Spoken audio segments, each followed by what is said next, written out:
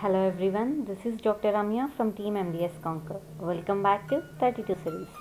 In this video, we are going to discuss 32 important points from the topic of bacteriology. Point number 1. Exotoxin is produced both by gram-negative and gram-positive organisms. Number 2. Diphtheria toxin acts by inhibiting protein. The diphtheria toxin is a protein which consists of two fragments named fragment A and fragment B. Fragment A has enzymatic activity and it inhibits polypeptide chain elongation in the presence of nicotinamide adenine dinucleotide by inactivating elongation factor 2. And fragment B, it is responsible for binding the toxin to the cells. Number 5. The usual incubation period of pertussis is 7 to 14 days. Number 6. Cancre redux is a clinical feature of early relapsing syphilis. It is due to relapse of original infection, but it is not due to reinfection. Number 7. Phases of bacterial growth are lag phase, log phase, stationary phase and phase of decline. Point number 8. Lag phase shows maximum size of cell. Number 9.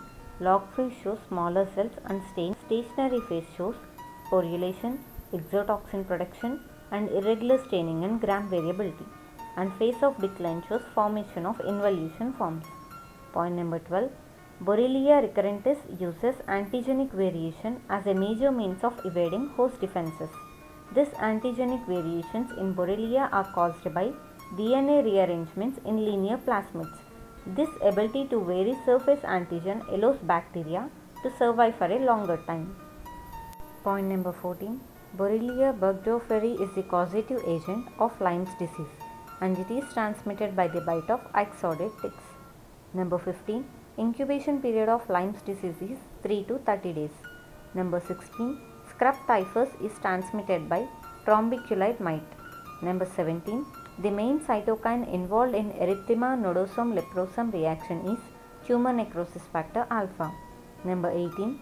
Most sensitive test for treponema is fluorescent treponemal antibody absorption test, that is FTA-ABS. Point number 19.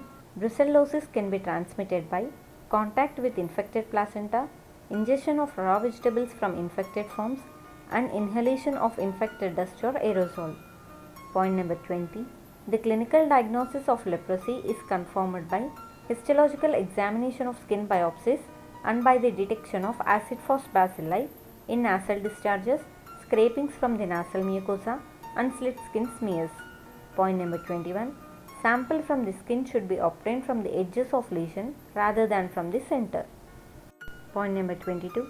A minimum of 7 sites should be examined for leprosy. They are smears from 4 skin lesions, smears from both earlobes and 1 from nasal swab. Number 23. Here the important point to remember is lepromin test. It is not at all used to diagnose leprosy, nor does it indicate prior contact with lepra bacilli. Even the healthy persons in non-endemic areas with no chance of contact with the bacillus may give a positive lepromin test. Now coming to the other bacterium known as Campylobacter jejuni. It is a thermophilic bacteria which grows well at 42 degrees Celsius. The inoculated plates of Campylobacter jejuni are incubated under microaerophilic conditions with an atmosphere of 5% oxygen, 10% carbon dioxide and 85% nitrogen at 42 degrees Celsius.